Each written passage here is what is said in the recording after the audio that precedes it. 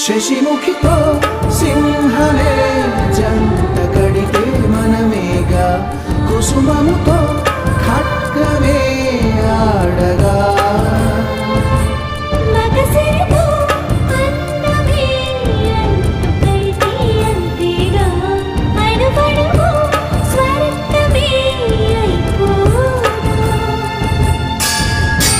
శాసనాలు ఆపచాలని తాపముందిగా